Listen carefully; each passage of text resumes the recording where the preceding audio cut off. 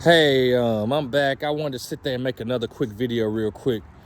And this is really crucial. I've been thinking about this the last few days, and I wanted to say something because this is very, very crucial and important. And this has to deal with all relationships in the world. It doesn't matter if it's your family, your people at church, the pastor, bishop, evangelist, and all these other people, somebody at work, somebody you know, whether it's the bowling alley, restaurant, etc. The fact is this: all relationships matter. And I just thought about something too. Most importantly, your wife or husband / spouse, and somebody you're in a relationship with, like boyfriend, girlfriend, engaged to, whatever. But all relationships are important. And this is the key thing, the reason why I believe a lot of relationships don't last like they should these days. A lot of people, one, aren't faithful to each other. A lot of people are, let's say, they have the mindset, hey, I'm going into this relationship and I know what I'm going to do coming up. I'm going to sit there and be low down and cheat on this person, blah, blah, blah, blah, blah. Or I'm going to love this person for a while. Then I'm going to sit there and intentionally go and do this to them. Or you sit there and have the mindset to do right the whole time until they do something wrong to you, knowing that saying says two wrongs don't make a right. But to get back on track, what I'm trying to say is this: relationships aren't really hard.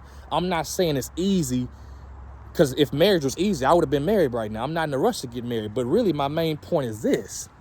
My main point / key point is that when it comes to relationships, in my personal preference or opinion, I truly feel and somewhat know that relationships could and would last longer if not only people were worthy, not worthy, faithful and trustworthy. That's why I accidentally said worthy.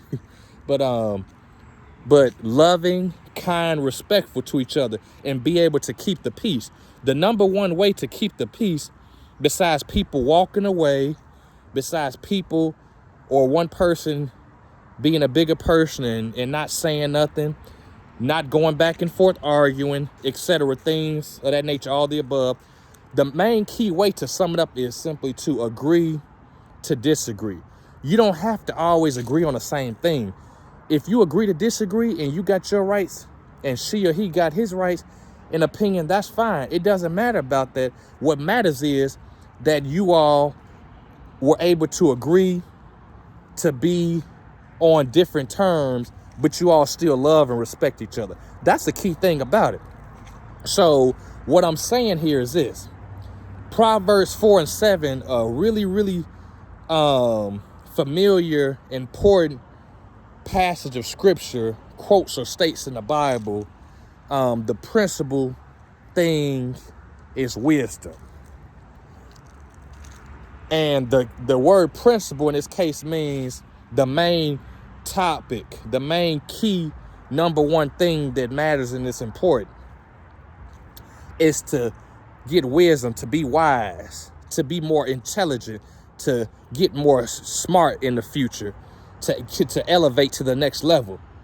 But then it says the principal thing is wisdom, but in all that get understanding. So for example, I can sit there and be as wise or as smart and knowledgeable as I want to, or that God made me. But guess what? If I don't use that to sit there and, like, let's say I'm smart and I know almost everything in the world about this and that. If I'm not being, well, I meant to say it differently. I meant to say, if I think I'm going the opposite route. I meant to say, if I'm smart and knowing things, like knowledgeable, but I'm not being wise, and also I'm not getting an understanding of something I know, then obviously I may know, for example, the reason why, let's say, this happened.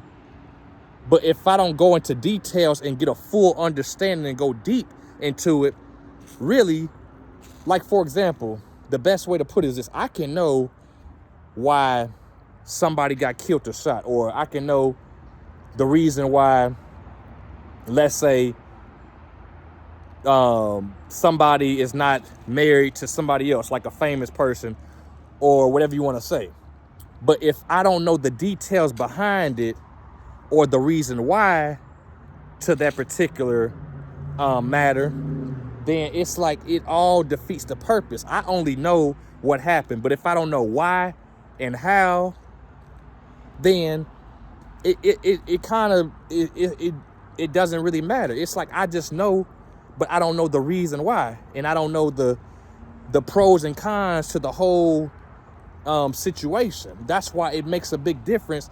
Like it says, the principal thing is wisdom, but in all I get understanding. So the reason I said that is this: it's not easy getting an understanding all the time. That's why sometimes I beat myself up when I read the Bible and other things, because I try to understand things as much as I can. Knowing something, like, let's say, knowing a verse in the Bible is one thing, but to get understanding of what that means, or to understand why it was used and how it was used, or the way it was used, in other words, that's a whole nother ball game. That's why it says the principal thing is wisdom, to be wise.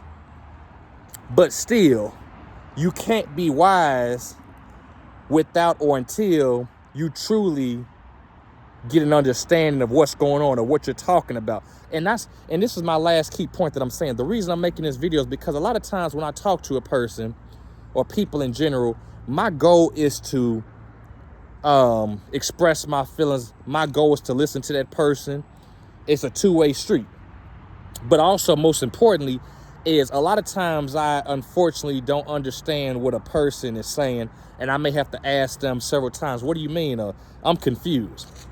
Then it's the same thing with them. That person doesn't understand what I'm saying, or they can claim they do, but then the way that they're expressing their feelings, I don't believe they do. So I sit there and like, no, you said this, but I was talking about this, or I didn't mean that. I was referring to such and such. So all that being said and done, it's all about me understanding them, whether we agree or disagree, and them understanding me. And I'm saying this because a lot of times when I talk to people, I tell them, hey, I'm sorry. I didn't mean to say that. What I meant to say is this. And I don't use it as an excuse. I've had a problem with this most of my life, where I'm trying to say something and I thought that I said what I meant, but I had to go back and apologize, because either I was wrong or I apologized and I meant what I said. I just said it the wrong way, and it got me looking a certain way, and I had to go back and correct what I said. So what I'm trying to say is that's the importance of getting an understanding when it comes to communication and relationships. You can't sit there if you don't understand what a person is saying and why they're saying it to you and what they mean behind it. Same thing with that person, with you understanding what that person is saying and what they mean and this and that, then it's kind of like a waste. That's how relationships are. You all have to be able to not necessarily always agree, but you have to understand what this person is saying, what they mean. Why did they say this? And is it to tear you down, or is it to build you up? Because it's a reason behind everything that happens in the world. It's a reason and purpose. So the whole key point, to sum it all up once again, is understanding is number one. If you don't understand a person in life, in all different type of relationships, whether it's somebody you're dating, somebody in the family, somebody at church, somebody at work, somebody at the bowling alley, etc., then that's going to be an issue.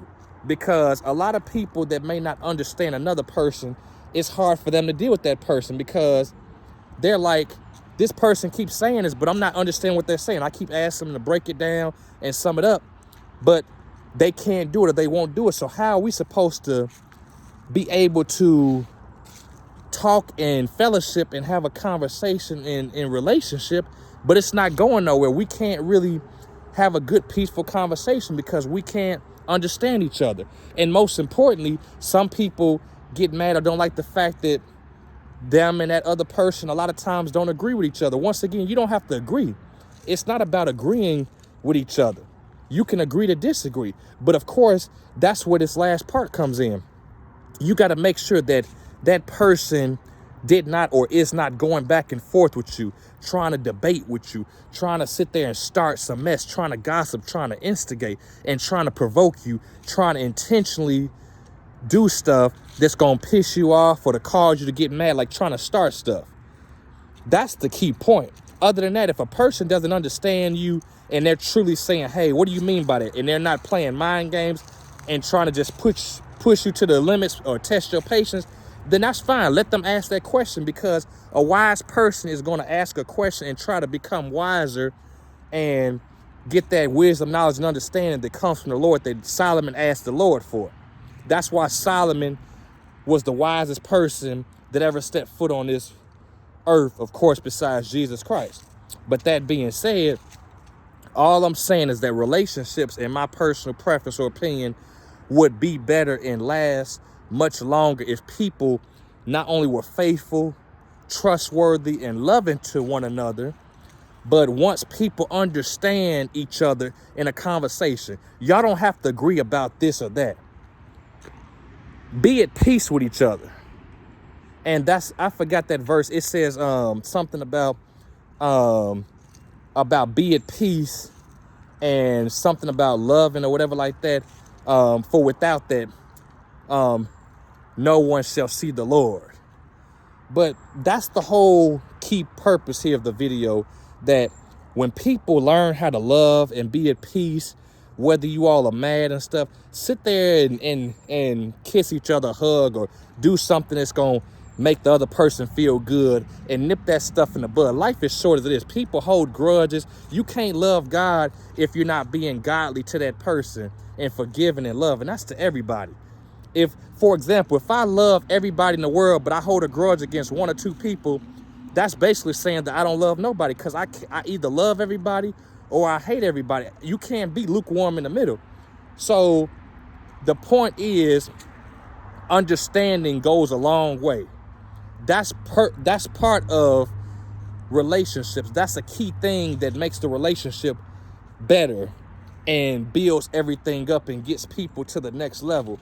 Because if you all go back and forth and argue and you can't keep the peace, you all are going cursing each other out, arguing this and that. If you all can't keep the peace and understand that this person didn't mean you no harm, this person didn't mean no disrespect, even if you disagree with them, y'all don't have to agree. All you got to do is peacefully agree to disagree. Then maybe the next day or the time in the future, y'all can sit there and make up and talk about that same conversation later on when the time comes. But the bottom line point is to be peaceful and keep the peace between each other. And in all that get an understanding of what this person is doing. Why did they do it? And how did it happen? Did I do something wrong? Did I misunderstand them? Did I piss them off? What happened? So all that being said and done, voila, the world would be a much better place if all this killing and nonsense and people hating each other and holding grudges. The world would be a much better place if we knew how to be loving like God first loved us. So I hope you enjoyed this video. To God be the glory. May you be blessed, and may God bless you and your family 30, 60, 100-fold. Be blessed and take it easy.